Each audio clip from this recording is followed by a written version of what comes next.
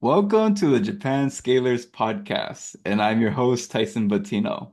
On today's episode, we have Eran Galperin, who is the CEO and founder of Gymdesk, an online management software for gyms, dojos, yoga studios, and more to better run their business. And so I'm really glad to have you on. Could you please introduce yourself, Eran? Hey Tyson, pleasure to be on the podcast. As you said, I'm Eran. I'm the CEO and founder of Gymdesk. Started the company in 2016 after just winding down a previous company, a VC-backed company that raised a seed round and didn't go anywhere. And I started Gymdesk in 2016 with the goal of building something without external backing and to get it to the point where I can build a nice lifestyle business and just coast. Um, in reality, it ended up being a little bit more than that, and I'm happy to discuss this with you today on the podcast. Before we start, here's a quick introduction to myself, your host. I'm the CEO of LaunchLab. We support setting up a company and back office in Japan. We also provide affordable advisory on raising capital, IPO, and other finance topics. I also run Scaling Your Company that provides courses and sales advisory and digital marketing agency services for the Japan market. If you need help, feel free to reach out. Yeah, I think that topic of, I guess, one, bootstrapping and, creating the, let's say, not really a hobby business, but let's say a Lifestyle business, business, yeah, sure. lifestyle business. And the other one is, things were not looking good, but you're able to turn it around. Yeah, I think And that there wasn't really a point where things didn't look good, but for sure in the initial years, the first phase of the company, if you will, I didn't think it would amount to much more than a side project. It was growing slowly, very slowly. And I'm like, okay, that's a nice side income, but I still need to work a full-time job if I want to make a living. But only about 2.5 to 3 years in, I'm like, you know what? This could potentially become something. Quit my full-time job and start working on it um, full-time, basically. yeah, then just went off to the roads from there. Oh, But could you, it still took a while, but definitely transitioning to full-time made a big impact. and could you please tell us about Gymdesk? Yeah, so Gymdesk is a B2B SaaS. It's an online business management platform for gyms, martial arts schools, and other fitness and wellness businesses. It provides everything from member management and onboarding to attendance tracking, billing, memberships, marketing, and basically all of the basics, day-to-day tasks that the gyms need to run.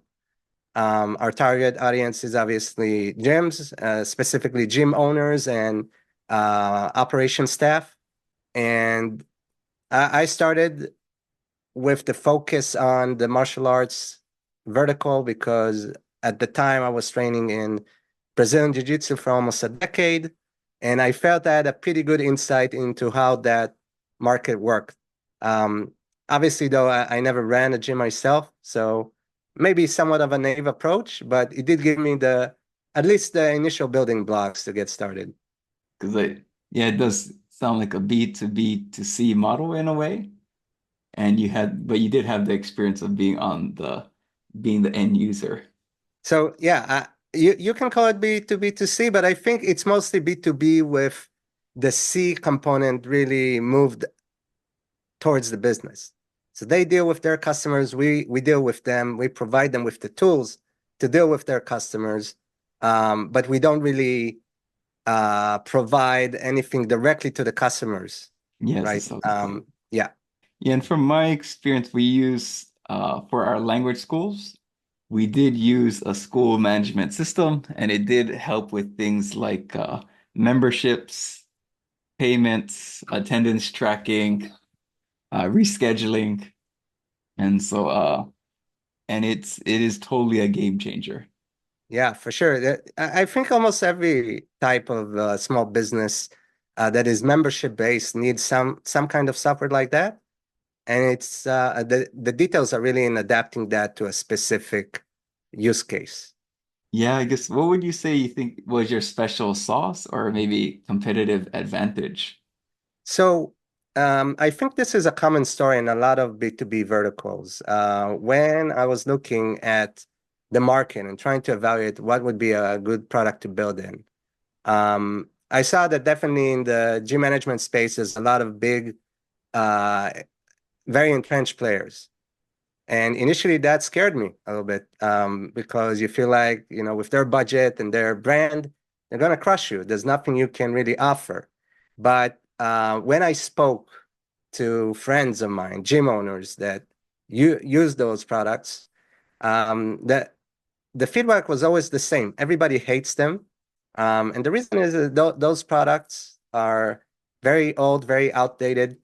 Business software, just not a place where a lot of emphasis on user experience has been put until very recently. And I felt with my background with user experience and software development, I could bring something better to the market. Um, and the product that I launched initially was a very limited version of what is currently Gymdesk.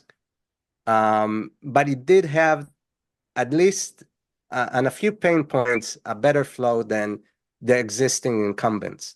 And over years of constant feedback loops with the customers, where we talk daily about things that might be missing in the product or things that could be a little different in the product, and trying to distill that into something that I can bring back and make improvements to the product, we really got to a point where we differentiate on those elements. So user experience and also customer service is a big one. Yeah, 'cause I think those 2 points sound like really your unique sauce.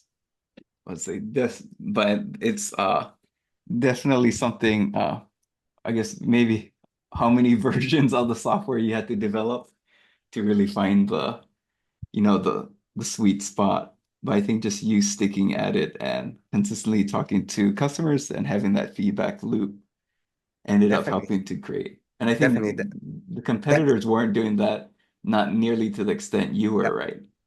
The thing is, and again, you look at a lot of B2B verticals, it's very sales oriented. So the biggest companies, they build a very refined and comprehensive sales operation, and the product is pretty much relegated into being the thing, this black box that you sell as the sales operation. And the DNA of our company was always, it's like we start with the product. We had a very strong PLG motion, product-led growth, for those who are not familiar. Um, and we really focused on the self-service aspect of it. So every time that a customer would have an issue or a question or feedback, we will try and solve it through the product, not through additional resources in sales or customer service or documentation. It's like, let's see how we can make the product easier, better, so those questions don't keep coming up. And over years of this iterative refinement, we really got to the point where we felt we have a very strong product market fit. And how long would you say it took for you to feel you have strong product market fit? I think very distinctly 4 years after we started, we took the learnings of the previous, well, when we started doing this 3.5 years, and we engage a very talented UX designer to kind of think through, okay, this is what we know about the product now and we didn't know when we started. How can we redesign the UI to incorporate all those learnings? And we launched it at the beginning of 2020. And at that point, you can very clearly see the conversion rates reaching new highs that we haven't seen before. So if previously we were converting maybe 15% of trials to paying customers, we started seeing 25, 30, and now it's getting close to 40% conversion from trial to paid. Ah, very cool. I mean, that's like 2.5x. Yeah. So significant difference. Yeah, so you could very clearly see it. It's like when we relaunched the UI, rolling everything that we learned into it, it made a big impact on the conversion rates. And so I think we'll bring it back to now that I think the audience has an idea of a little bit about your journey and what you do. Let's kind of dive into the beginning again. Yep. So, could you please tell us maybe like the beginning, stage one of your company? Yep. So late 2015, me and my at the time co-founder made the decision it's time to shutter down the startup we were working at. We raised a seed round in 2014. We also went through the 500 Startups Accelerator before that. And the funds were just enough for about 24 months of runway, which is very common for a seed round. We were getting close to the 24 months mark, and our metrics have not improved to the point where we could raise another round. And we're like, yeah, I guess it's time to call it a day. We shut down the company, and then I had to do some soul searching and try to find what to do next. My co-founder went and became a partner at the VC firm, and I decided that this time I want to try bootstrapping. Was really into the whole startup scene 10, 15 years ago, but it kind of worn me out a little bit. I didn't like what I didn't know previously, the timeline that raising a VC round might put you on. And I wanted to Yes. build something that I could have enough time for it to reach its potential. Um, Gotcha. I looked into I several could verticals. could you Yeah, talk a little bit more about that? Let's say having enough time yeah, to make sure you could fully develop it. yeah. So this is my current kind of thesis about how VC investments are not a good fit for most companies. Um, the thing is, once you raise a VC round, you start spending way beyond your company's ability to generate revenue. You hire more people, you start investing in marketing and sales and all those stuff.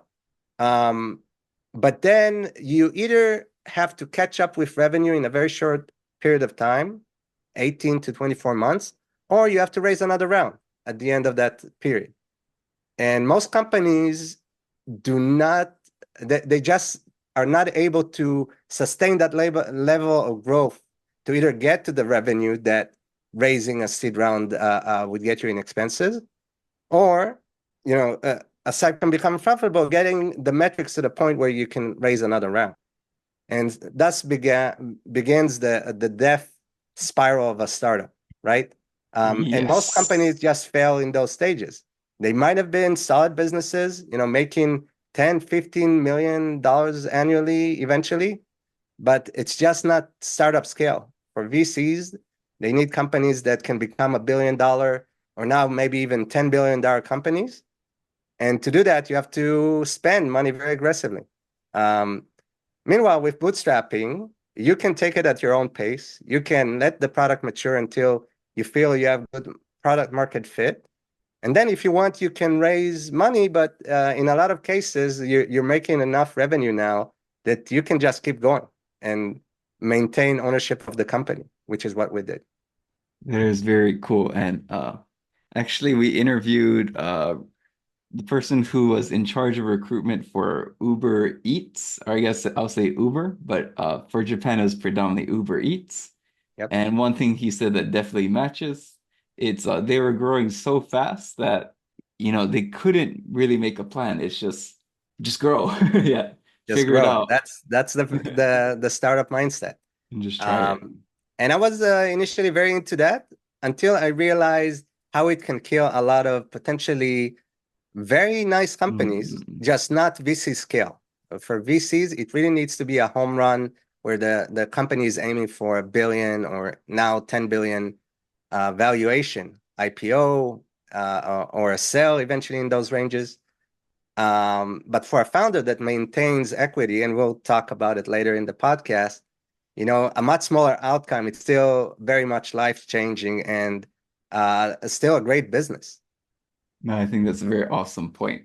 And I think for our podcast, we want to have both views, the bootstrapping view, but also the venture scale. And after people can listen to it, they can really just really ponder about it and think which style best matches for them. And so that was one big reason why I wanted to bring you on because you've experienced both. Yep. I think for sure there's definitely room for venture capital.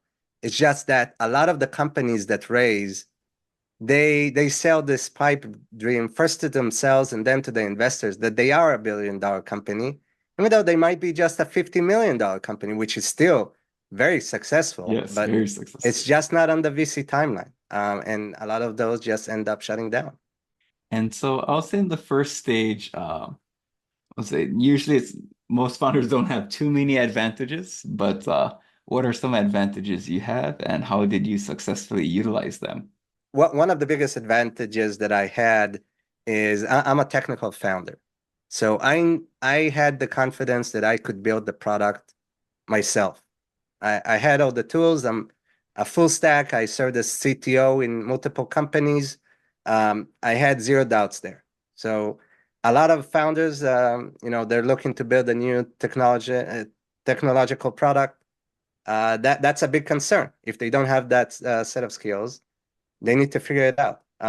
For me, that was not a concern. And for most of the lifetime of the company, I remained the sole engineering employee up until basically a year and a half ago. So very Oh, late into the lifetime yeah, of the that company. is extremely late. Yeah. Yeah, because that Wow. was another one of our secret sauces. Founder code is Yeah. different because I have all of this cross-functional knowledge in my head about user experience, about customer service, about the business itself. I can take an idea, feedback that a user has, and very quickly roll it into the product in a Gotcha. really good way that um, a, a developer employee is not able to. They'll need very detailed specs. They'll need QA. They'll need, user experience design. Yeah, and that was our secret sauce for a long time. I could do a lot of the Gotcha. dev work that would require a full team and now does to do.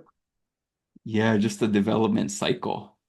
It's like, that's pretty much just let's say 1 degree of separation versus I think your thing was the process, which can be a Yep, two to exactly. three degrees of separation. And yeah, no, I would say that's actually a huge competitive advantage that and I guess it goes back to because you weren't venture backed, you had the luxury. Yep, exactly. Another And thing that I would say was somewhat of an advantage. It became an advantage during the early stages. Once I realized what it would take, um, I understood I didn't know how to acquire customers. I didn't know how to do marketing.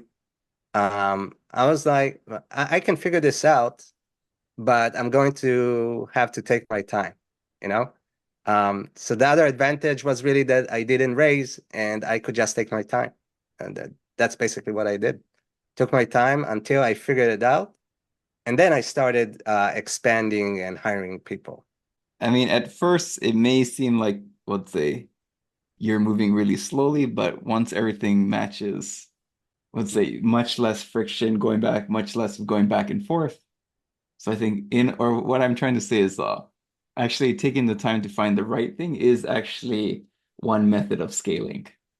Yeah, the thing is that the most important thing that came out of it is I developed frameworks and processes to do those things. I never actually felt like, oh, we figured it out.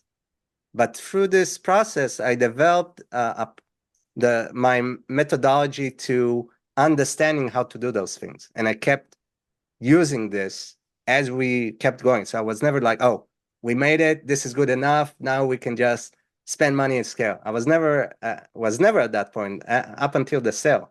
It's like, okay, every month we're doing a little bit better. Oh, okay, we figured a little bit more. It's always like very small steps Uh, that when you look back at it, it looks like we did a lot, but it's just a bunch of very small steps along but the do way. you feel that by going the small steps route, it actually helped for like the onboarding or transitioning to employees?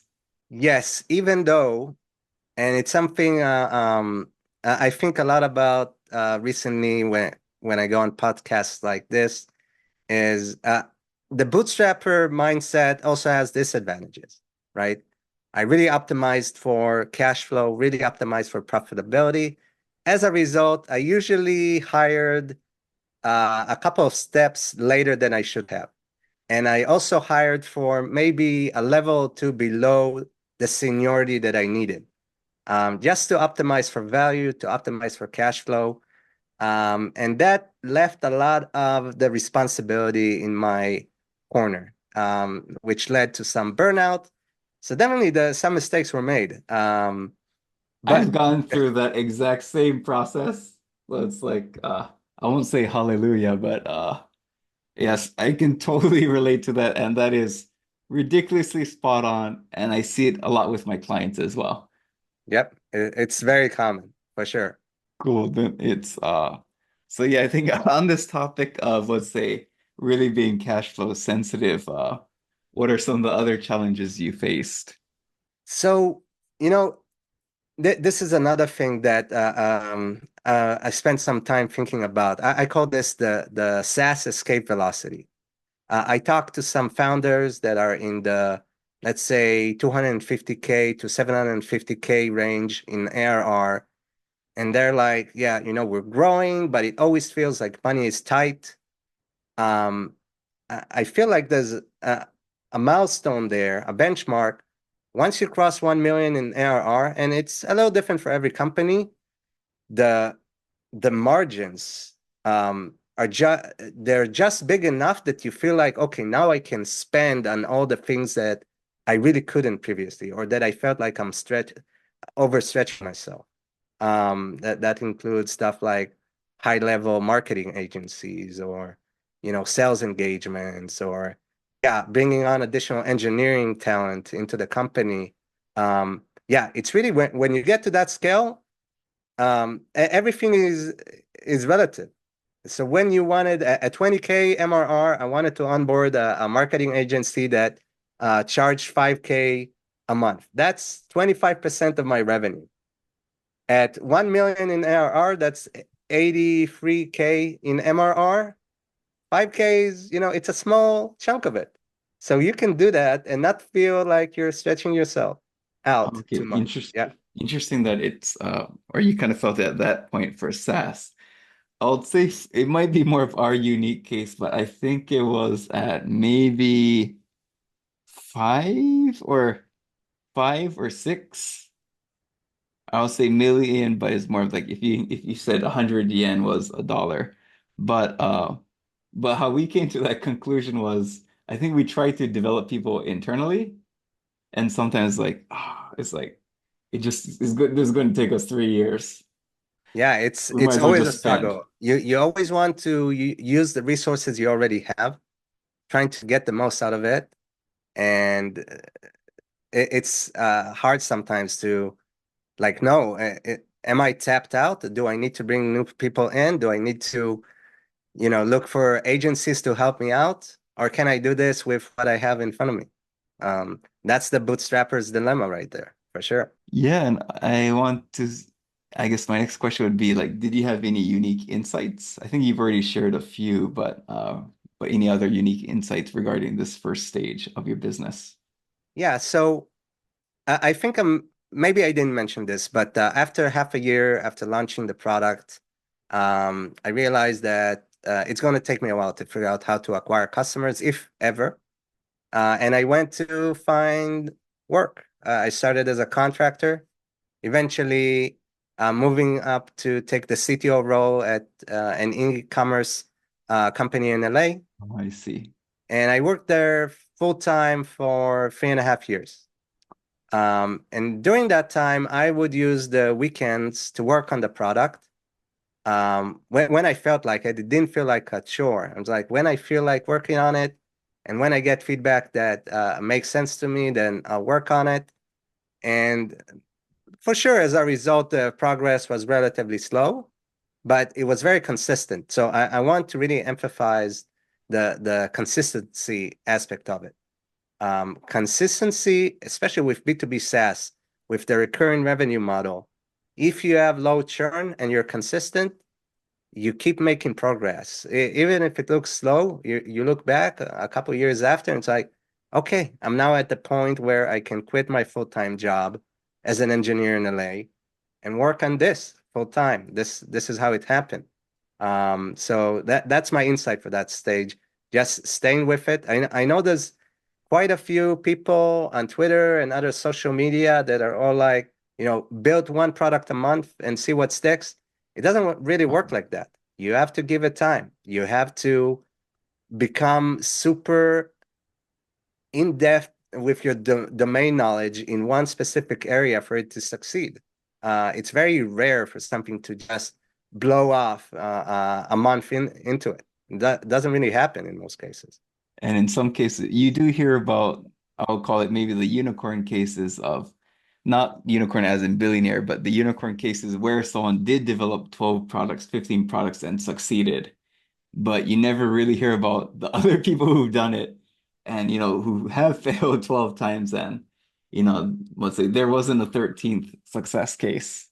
Yeah, even with those people that apparently made it work for them, there's a few well-known people on Yeah. Twitter, and you look at the product that actually succeeded, a lot of it is based on the community they created when they were building the other products in public, So it's not a coincidence that they eventually found success there. They were building an audience while building the other products. It's not something everybody can do. Hello, listeners. I'm excited to announce my live cohort course to help you increase your sales in Japan. Many foreigners struggle to turn first meetings into second meetings because they lack a sales pamphlet that follows the standard format in Japan. Even if you have a good first meeting, your internal contact will hand over your current sales pamphlet to the decision maker, and they'll take one look and say, they don't get Japan. My live 4-session cohort course will teach you how to make a sales pamphlet in English using the standard format in Japan. You will receive a sales pamphlet template, more than 10 examples from Japanese companies, and a lot of feedback so you can end the course with a sales pamphlet that gets more meetings and therefore more sales. Getting one extra deal will more than pay off the course, so joining is a no-brainer. You can find more details of the course at scalingyourcompany.com/sales pamphlet. And we'll have a link in the show notes. And this topic of, let's say, consistency or, just continually doing something, I think it also applied to your marketing approach, right? Yep, for sure. Or rather, when it was just me, I really optimized for inbound self-service. I don't have a sales background. I hated getting on calls to try and sell the product. That just not in my DNA. So I'm like, I would much prefer to find a way to get people on the website, get them to trial the product and sign up for themselves. If they have questions, they can email me. Um, a lot of the ways in which I shaped the product in the early days was because of that mentality. Very strong POG self-service motion because of it. And for the acquisition channel, I really optimized for SEO. I had some experience previously with technical SEO, but I really had to figure out the whole content marketing aspect of it. At the beginning, I would do a bunch of outreach to try to do guest posts on other websites because that's what I read you need to do. None of it really moved the needle. But over time, we figured out, I want to call it our content machine, in which we have a plan that we directly attack specific points that contribute to the whole aspect of it. And I can expand a little bit about that if you want. But it's quite technical and rigorous. But like you said, a big part of it is also consistency. Consistently putting out new content, testing what works, trying out new things, staying on top of what's cutting edge in SEO, and eventually figuring it out. Yeah, that's basically how it went. It's kind of similar. I think as a second time founder, it's much easier because I did content marketing the first time. And so it's like, yeah, it's gonna take it might take 1 year, 18 months, 2 years, but it is gonna work eventually. Yes. And so I think those who follow me, you can see how much content we create, and that's kind of a similar reason. It is a great way long term. And even if I think maybe you could elaborate more, but through the content marketing, it actually enables sales to be much easier. Yep. And It's maybe all you could get, connected for sure. If you reach out, you do outbound to somebody, the first thing they're going to do is to check out your website. They're going to check out your content, and if they think that you know you have a strong voice, you're an authority on the topic they're interested in, it makes it that much easier when you actually get them on a call to sell to them.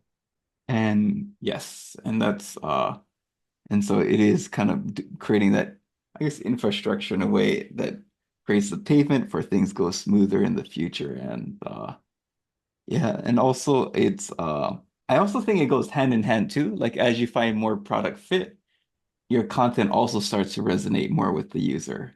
But what do you think about that? Yeah, for sure. There's different kinds of content that you can create, and content that is driven by the product, where the product actually affects, one aspect of the end user's day-to-day operations. That's some of the best content that you can create. It both resonates and both has a strong potential for conversion.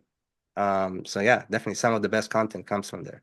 So I like if you could share some of your ideas, and as you kind of think about some of your ideas, one example I gave one of my clients is they do I would say they're B2B, but some cases some people the end user actually pays. So in some cases they're B2B, some cases they're B2B2C, but creating a pricing guide, like how to price your product, like how to price your core service ebook, and that was a huge hit Yep. because that was something that they could see other locations or other companies do, but not really have a very thorough viewpoint, like what is the averages. And so Yeah. that was one case I Yeah, one helped of the the company best with. things that you can bring to your content is really that unique viewpoint, your own narrative. If you just, and we did this a lot in the beginning, just create informational content that, repeats stuff that you can find everywhere else online. It's really hard to differentiate. But if you bring your own experience, your own viewpoint on it, you can create much better content. Uh, do you have, are there any memorable ones for you that like really resonated with like a gym or maybe like a yoga studio? Could you share maybe one content? Um, you're putting me on the spot here. I would have to look for it later because in the last couple of years, I'm much more removed from the day to I day, got and you. we just do the strategy together. Um, I will bring, so not exactly resonate, but I'm going to talk maybe in a slightly different channel here. So we like to segment our content into three major buckets. We have the conversion content, content that directly talks about something the product solves and how the product does it. We have awareness content where we talk about the topic that the product can help with, but we're more focused on that topic. And then near the end, we kind of mention the product. And then we have authority content where we are talking about the vertical as a whole and not necessarily anything directly related to the product. So specifically with that third bucket, we created an article. I think the title is something like 16 styles of martial arts, something like Mhm. that. And for a few months, it ranked number one on Google for the term martial arts, Wow. which is a very, very broad term, Wow. Yes. right? Now, by itself, this term does not directly help us, right? Somebody searching for martial arts is not buying software for a gym, but in the eyes of Google, if we're an authority on this topic, when people search for more long tail keywords like martial arts management software, we're already very strong in that ranking algorithm. And now we need to just complete the rest. And we do have pages dedicated to that. That helps us rank in a bunch of very high intent, high conversion keywords for martial arts management software, martial arts billing software, etc. Just because that article put us in that niche at a very high position.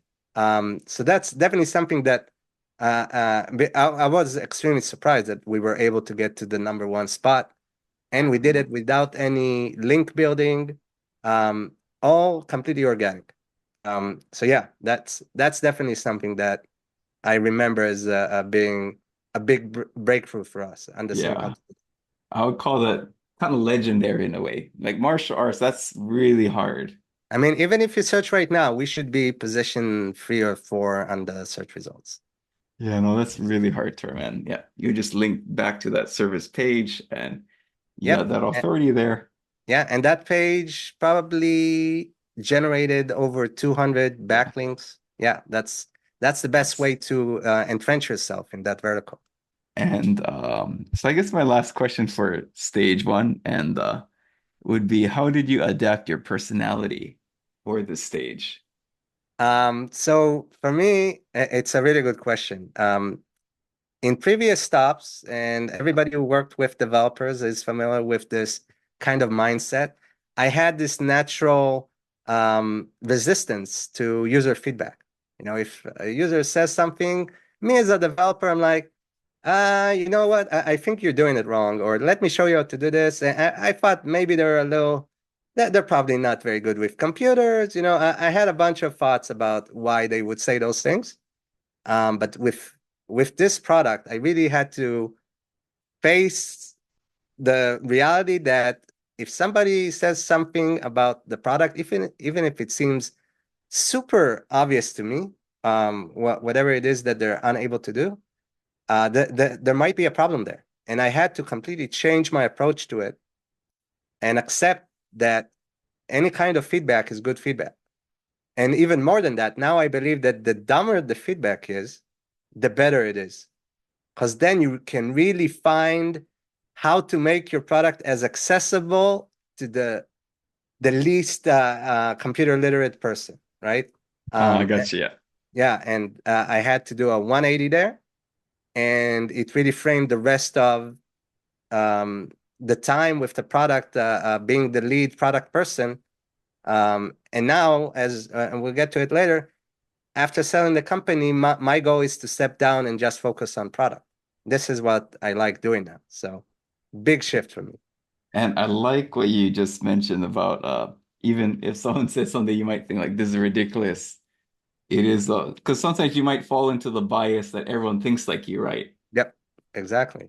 And most developers, that's how they think, you know? Gotcha. Yeah, when you said that, I was actually just surprised. Like, wait, so you weren't open to feedback at first? It's like, Yep. wow, like you're like the It took feedback a guy while. too. It took me a little bit to warm up to it. You know, after you get the same feedback 10 times, you're like, you know what? Maybe I'm wrong and everybody else is right, you know? So I had to go through that kind of internal struggle and realize, yeah, you know what? Most of the times, if there's feedback, I probably made a mistake somewhere. I think that point you made of where you didn't hire development staff, you were talking to the customers and there's like no layers of No separation. layers. It's direct. Yeah. Yeah, that's really, really powerful. That's definitely one of the my key takeaways. Like that, the founder needs to face the customers on a regular basis. That's the person who should know the most about the target audience and the product. And with this company, I was able to do that and become that person. That's very cool. And so now let's move on to stage two. What would you consider stage two of your company? Yeah, stage two, like we mentioned, after we did the redesign beginning of 2020, and we started seeing much increased conversion rates. From there, the actual growth trajectory of the company started becoming a thing. So it was the beginning of 2020, and very shortly after, as you probably remember, we had COVID. which hit our vertical to a very large extent. Yeah. A lot of gyms had to shut down or go on indefinite vacations. There were definitely some scary months in 2020. Um, Things kind of stabilized by late summer, and we started seeing that consistent growth once again. Again, everything is relative. So really nice growth compared to the previous years, which were very slow. And we still ended up growing about 60% in 2020. And then the following 3 years, we more than doubled each one of those years. So this is the Gotcha. like the growth phase of the company for sure. And again, everything was very iterative, very consistent. So we would add at the beginning would be 1K a month in MRR, and then it's 1.5, then it's 2, then it's 3. And it's like very slow, gradual. There were no like jumps from, oh, we added 2K for 5 months straight and then 10K in 1 month. That kind of jump never happened. It's like building on the engines that we had in motion, just expanding slowly, slowly, understanding one more piece of the puzzle and starting to put it all together. It was very consistent and gradual, but it's like a snowball. You keep adding a little bit more to it and it becomes bigger and bigger. And by the end of 2023, we were adding about 10K a month in MRR. Yeah, that's definitely the growth phase of the company. Gotcha. And we were preparing some of our notes for today, but I really liked your answer here. Like, what were some of the advantages you had? So once again, I mentioned this at the beginning, but I was doing engineering by myself until very late into that phase. So that allowed me to really focus on building other aspects of the company. My first hire was a customer service rep, which took off a lot off my plate. Um, and I probably waited too long to do that. So really recommend founders to get a customer service person earlier rather than later. There's a lot of small things during the day that might seem like they take you just a little bit of time each, but they really destroy your motion as you're trying to get into this flow mode and let's say work on engineering or work on marketing. And customer service is definitely one of those. I'm one of those people that if I see a new ticket open up, I have to take a look and respond to it immediately. It just feels so bad to know that something is not working in the product that you built. And letting somebody else do that kind of took some of that mental anguish from me. So that's one thing. The next person we hired was content marketing manager. So like I said, we really focused hard on SEO and content marketing. And by bringing on somebody full time, we made a strong commitment there. It's like, this is going to be our thing, and we'll continue to invest in it. Um, there were definitely some mistakes made during this phase.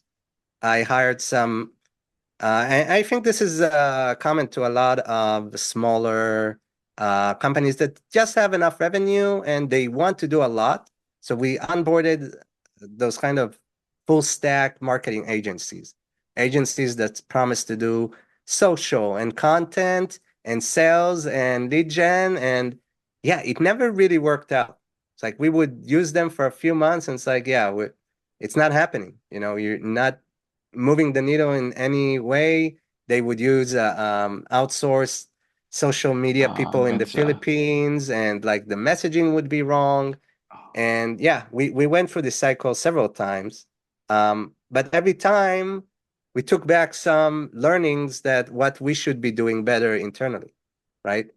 And over time, we really brought a lot of those roles internally. I think this is really the best way to do it. It's really hard to do it with an agency unless A, they're super specialized in what they do, and B, they have really strong social proof. So again, we talked about the bootstrappers mindset, really optimizing for value. When you should be actually spending a little bit more to get better outcomes, right? It's really hard to move past that, especially as a first-time bootstrapper. if I had to do it again, I would definitely change a little bit how I would approach some of those decisions. And yeah, through my advisory, we had that dilemma where the CEO didn't know how to do the marketing, but they all also want to hire an agency. I would join them in the calls with the agency and like I'll just feel like I don't know if they really get marketing that much. Or like, like getting results. Like they have a lot of cool ideas, but like doesn't That's a seem really like they good have point. experience getting results. That's a really good point. For what I figured out, I think it's obvious in hindsight, but for you to hire well, to hire good employees, to hire agencies that can actually have an impact, you have to know what they're doing to a very at a very good level, right? If you don't know what they're doing, if you don't know marketing, if you don't know engineering, how are you going to hire a good engineer, right? How are you going to evaluate what they're doing? And this is what I found out again and again. It's like, okay, I want an agency because I don't know how to do this thing. And then it's like, okay, I have no idea how to evaluate what's the right agency because I don't know how to do the thing. Exactly, yeah. So I guess I need to learn how to do the thing, and then I can find somebody that can help me do it, right? And so Yeah, I think there is that benefit for the agency. At least they could come in, they could provide maybe a good enough system and that you have some experience working with them. So when you actually do bring yeah, somebody for on, sure. We you can definitely use it took as a a lot of template. those insights working with those Yeah, agencies, but we didn't have the tools to evaluate the agencies, right? I'm at sure the there's a start, really yeah. good I'm sure there's really good agencies out there, but when you're optimizing for value and you don't have the tools to evaluate them, it really becomes, kind of a lottery. Is this going to work out this time or not? I have no idea. Um, so yeah, we're kind of moving away from that model, first figuring out internally and then bringing on, and now we can tell very definitely who are the good agencies in this space, and then we can bring them on. And so one question I'll give to the listeners, as someone who runs a marketing agency that really just does one main area, but the question you can ask them is, so there are many different channels of marketing, SEO, uh, let's say Instagram ads, AdWords, Lead uh, gen, yeah, podcast. GTM, yeah, There's so many different ones, but the main question to ask them is, we can't do everything. What would you do in what order for our business and why?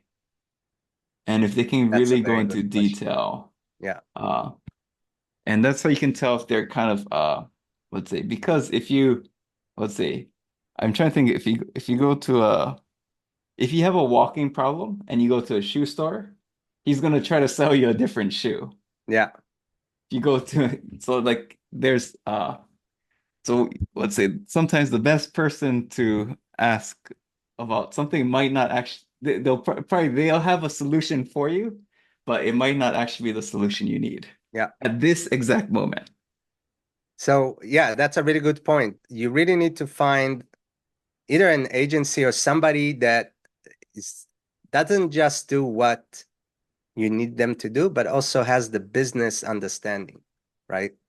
They Uh, can understand where your business is at and give you the right solution for that instead of selling you one size fits all solution, which is what we ran into most of the times. so if anyone needs a website or Google AdWords, we can do that. I have done really great job on influencer marketing or Instagram ads, but sorry, I can only do two things. One of the common challenges I see with my consulting clients is not having any staff internally who can drive marketing strategy and execution to the next level. This really limits the growth trajectory of a company, especially for a leader like you that wants to go from 30 million to 500 million yen a year and does not have the time to spend years learning through trial and error. To solve this problem, I'm launching a marketing agency that can help companies like yours to increase leads and closing rates through SEO, Google Maps, content marketing, and websites that convert. Head over to scalingyourcompany.com and book a free consultation. let's talk about what your business needs are, where your current strategy is letting you down, and how we can help you see real results with the methods I've successfully implemented at multiple companies myself.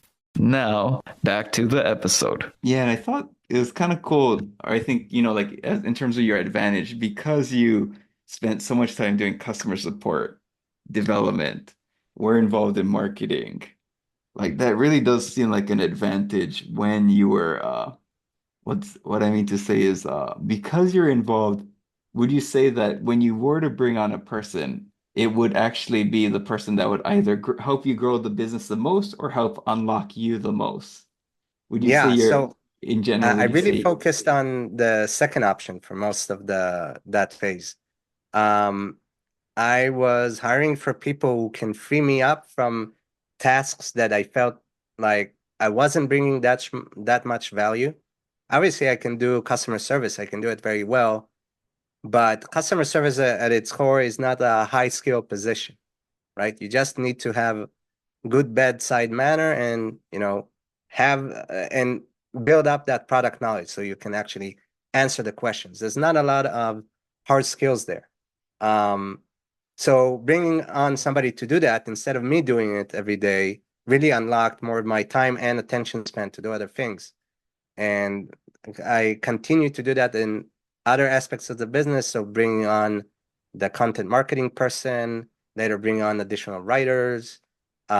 We started bringing on engineering at some point because I knew for the company to grow after a certain point, I would not need to not be the person writing the code. Yeah, that was actually one of the toughest parts of the business to solve for me. Initially, I tried hiring for a senior full stack, thinking he can step in and do what I do. That was a mistake. I used that phrase earlier, but founder code is different because of this cross-functional knowledge I have about the company. Somebody, even if they're very good at engineering, they still had a hard time understanding the use cases and translating specifications into things that actually made the product better. So after a few failed attempts, I started hiring for a CTO. So I changed the title from senior developer to CTO, and I got different types of people applying for that role. And that's how I found my current engineering leader, our CTO, and actually another senior full stack. They both applied for that role. And I ended up hiring both because they were very, very talented. Um, but yeah, a lot of it is reframing what you actually need at the company. I thought I would bring somebody on board and I will still like oversee engineering. But no, I needed somebody that can really own that part of the business for me to be able to disconnect from it. And now as we're growing as a company, we're starting to add additional functions that we never really had over the years, but it's stuff that I did kind of ad hoc. So we recently hired a director of finance, a role that I didn't really know existed at companies at our stage, but after the acquisition, the private equity firms like, yeah, you should really add a finance function to your company. It's going to unlock a bunch of stuff. And then I don't even know what they do. But once they told me, I realized, yeah, that's a lot of the stuff that I do ad hoc, like rethinking our pricing strategy or making sure that the books are correct, all that stuff. So director of finance, now we're hiring for head of customer success. Again, even though I hired multiple customer service reps, I still at the high level manage the customer service operation, right? Whenever there's something they can't handle with, they reach out to gotcha, me. So the responsibility is still with me. And I figured it's time to bring somebody at a high enough level where they can own that part of the company, right? So yeah, that's definitely the transition that took me a while to wrap my head around how to hire people so they can take over parts of the company. Um, yeah, it's hard with the bootstrappers mindset. Became easier after the acquisition, but it's something that I'm much more in tune with now. So I think that was one challenge, let's say, I guess unlocking yourself and finding the right people. But what are some other challenges you had in stage two? Yeah, so well, obviously the COVID period was difficult. We struggled. I had a lot of doubts that this business would survive that period. Even though we still ended 2020 on a good note, 2021 had additional waves. Every time it seemed like the new wave is worse from the previous, new strains. It's like, is this going to destroy our business eventually? It was very high degree of uncertainty during those times. Um, so kind of learning to not pay too much attention to the day-to-day fluctuations was also something that I had to, well, I'm still working on it to a degree. It's hard for me not to open our metrics like 3, 4 times a day, but it used to be that I would look at it basically every other hour, right? Just disconnecting a little bit from the minute to minute fluctuation was something that I had to come to grips with.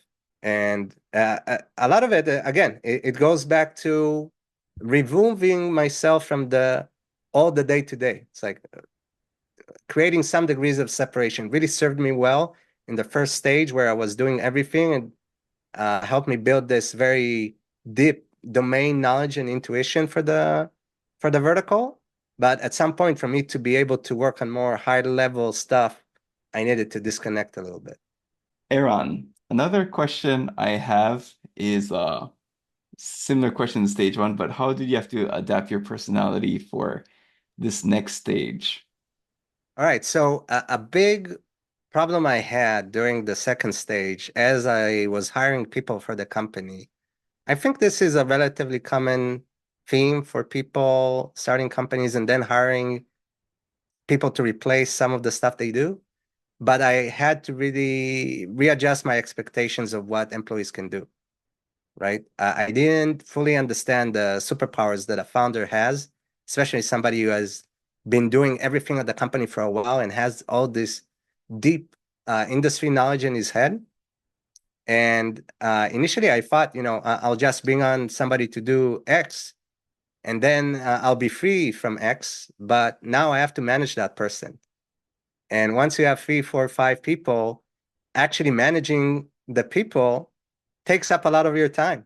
This is what I realized that was a big challenge for me during that stage, kind of developing my managerial style and finding a way for it to still be effective. So I'm not just bogged down and becoming a bottleneck for all the employees of the company. Yeah, it was. I'm still working on it. I think I've gotten much, much better at it, being able to delegate and clearly define ways in which people can be effective. Yeah, it took a while to figure that out. And Eran, would you say that stage two is kind of the 200, maybe 220K to maybe like 1 million ARR for you? I would say it's even all the way to 3 million in ARR. Gotcha. Yeah, it seems like that stage kind of went very consistently, very iteratively, all the way to that point. Um, as we were starting to get ready to talk to potential buyers. Gotcha. And now let's move into the exit stage, stage three. And so I guess what would you kind of define as stage three for you? Yeah, so we started receiving inbound interest in acquiring the business as early as beginning of 2022. And at the beginning, I didn't quite understand that this is what was happening because they send emails that probably intentionally are quite vague. They often talk about um, whether I would be interested in growth investment into the company. I'm like, not really. We're bootstrap and we're happy with that. But eventually, well, one of them actually made a direct offer. It's like, would you be interested in selling the business? And I'm like, interesting. I think we're too small, but doesn't hurt to have a conversation there. And over the next 2 years, from 2022 to 2024, I spoke to close to 40 different private equity firms. I witnessed a bunch of different configurations, from search funds to large PE firms to individual private investors.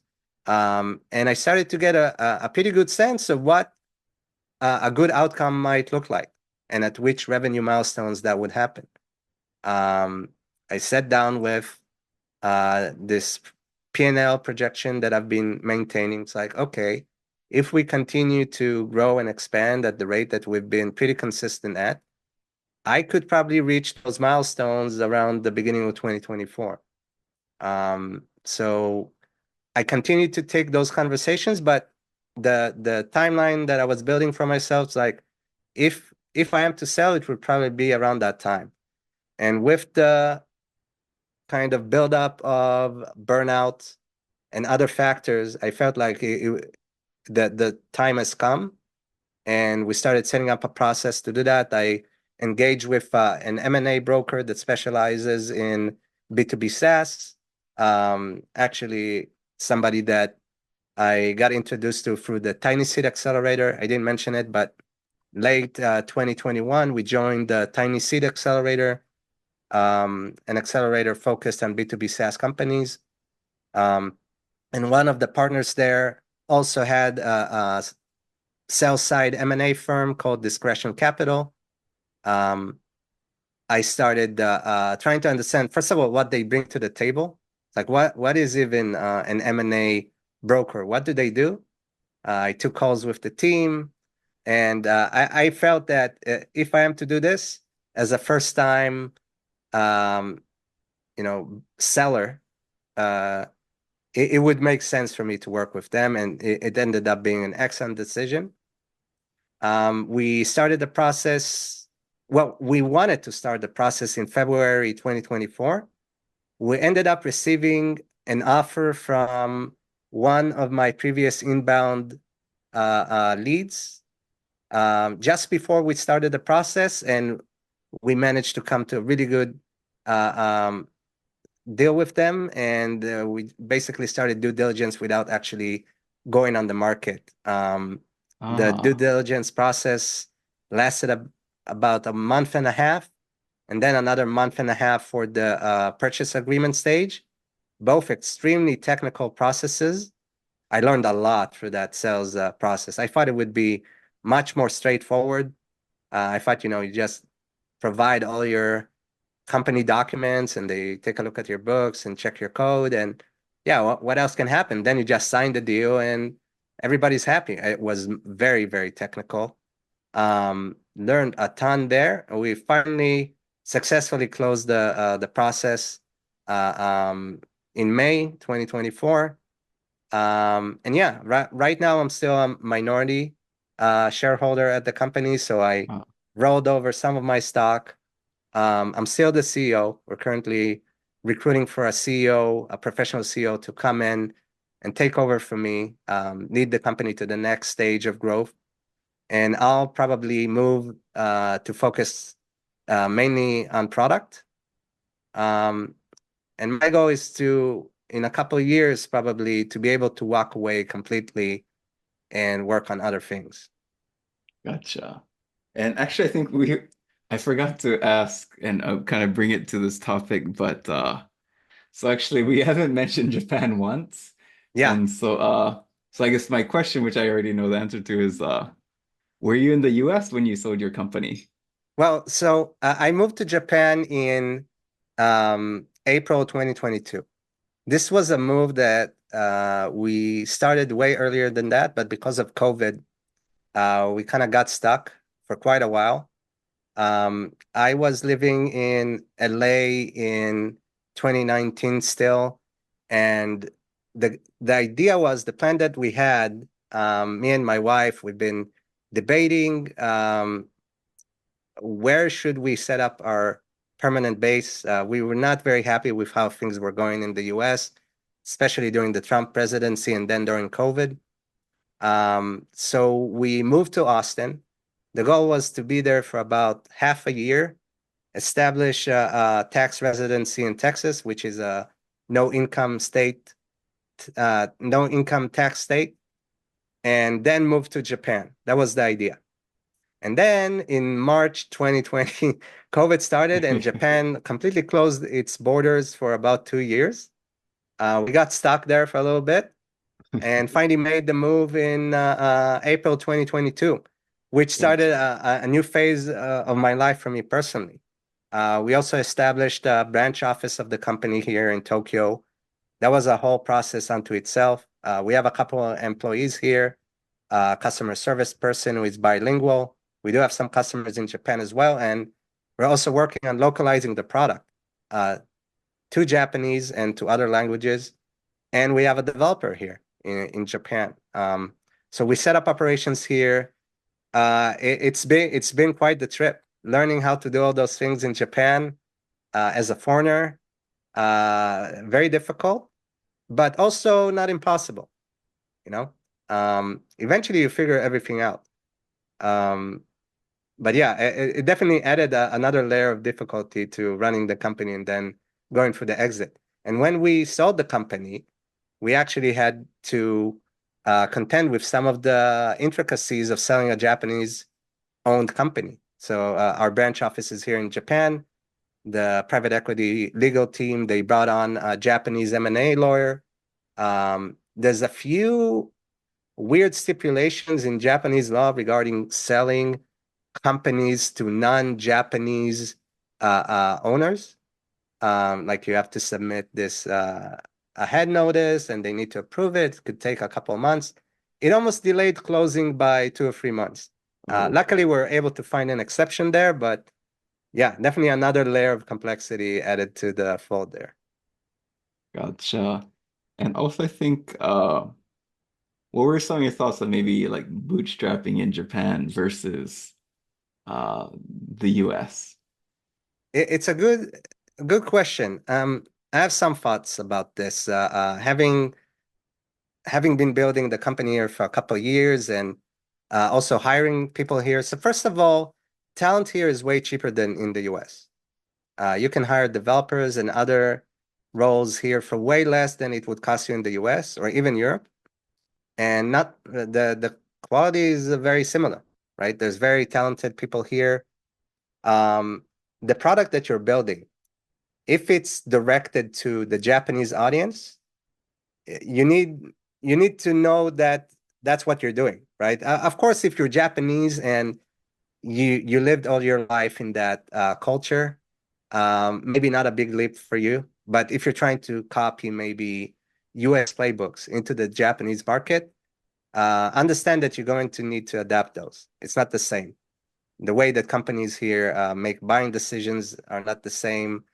Luckily for us, in our specific vertical, we sell to a lot of times small gyms that the owner is the person dealing with us directly, and it's an individual. It's less of a corporate vibe that you might get in some of the other verticals. So we're able to sell to them pretty directly, even with self-service onboarding that might be very difficult in other niches in Japan, where you have to, come by the actual place with your business card and make the whole song and dance and do the pitch. But it's also a very big market. People forget, but the Japanese market is maybe the third biggest in the world. There's a lot of potential here. And I just saw a few statistics. I think it's from the All-Star SaaS Fund here in Japan. And it showed that in Japan, the SaaS market is about a tenth of the software market. Meanwhile, in the US, it's about a quarter, which is a massive difference. Massive difference. Yeah, there's so much potential here for SaaS, especially, and this is something I've seen firsthand because I just moved here after or during COVID still. During COVID, Japan went through this crazy move to digital and online, things that you previously didn't think possible. I just received, so I'm moving apartments now, and I received a contract digitally to sign with my Hanko, my seal, online. which is something that would be crazy, a few years ago. There's a lot of potential right now. I think it's ripe for disruption, and specifically for bootstrapping, because a lot of first of all, the cost of living here is relatively low compared to high cost of living areas in the US. If you compare the big tech hubs, Tokyo is not that expensive. Even Osaka, there's other places here where you have access to a lot of resources and talent, and you can do that with relatively limited resources. So I think it's actually a very good place to be bootstrapping in.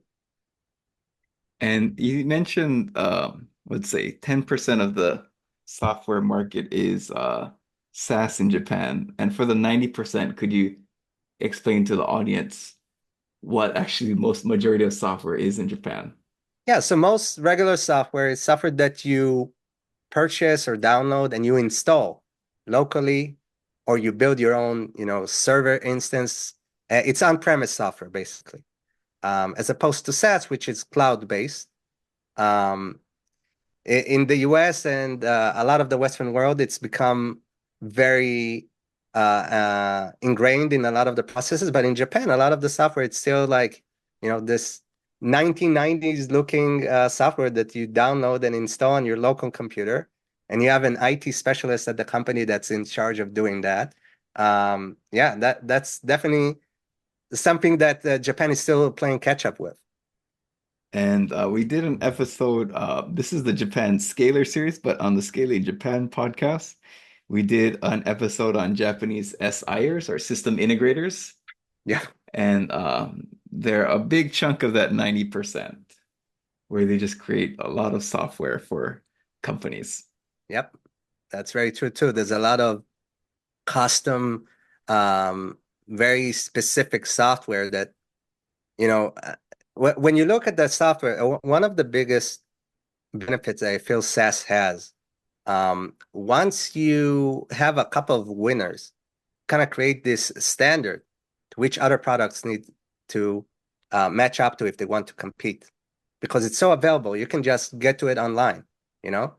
But with custom company specific software, it can be just a horrible experience, but there's nothing to really compete with it. It's very specific to what the company does.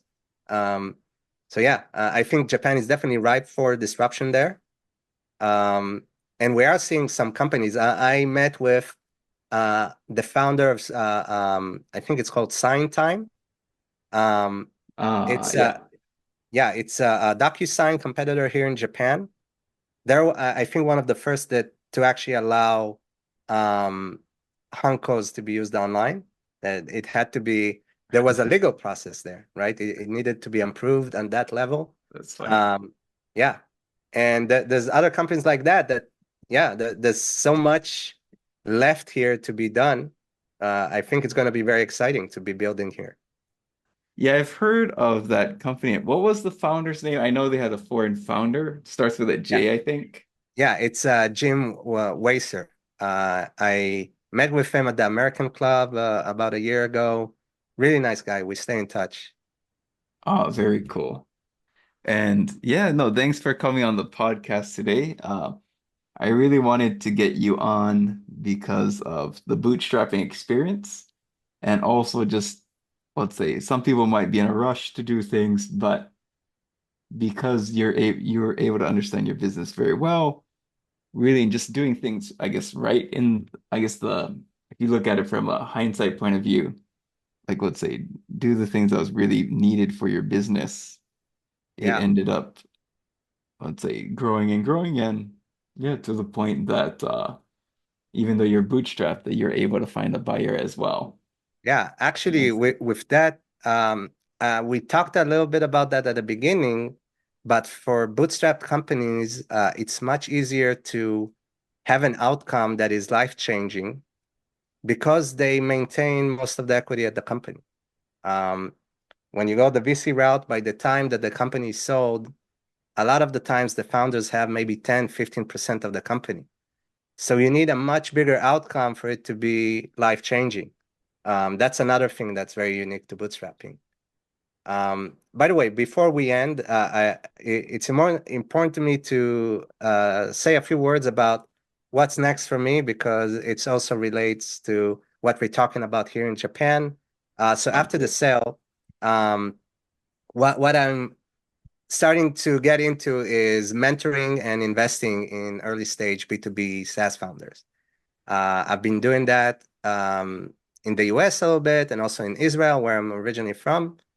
And I'm now turning my eyes towards the Japanese market. So I would love to like connect with early stage B2B SaaS founders here that feel like they could use somebody to shortcut their way to the next stage of the company. Yeah, I would love to hear from you. Very cool. And you've done it, you've succeeded, and you survived COVID as well. So COVID very was impressive. quite a doozy for everybody, for sure. Cool. Anything else? So we'll put a link to your LinkedIn and a link to your website. I think your Yeah, that's website, pretty much it. If anybody listening to this episode is building a B2B SaaS product and they're starting to understand how the product works, but they need help with marketing and scaling and team building and all those elements, all the way up to a sale, feel free to reach out. I would love to have a conversation with you. awesome. And this has been a great chat, and definitely talk to you again. Yeah, Tyson, thank you so much for inviting me on the podcast and looking forward to seeing how it comes out. Thanks so much, Eran. All right, take care.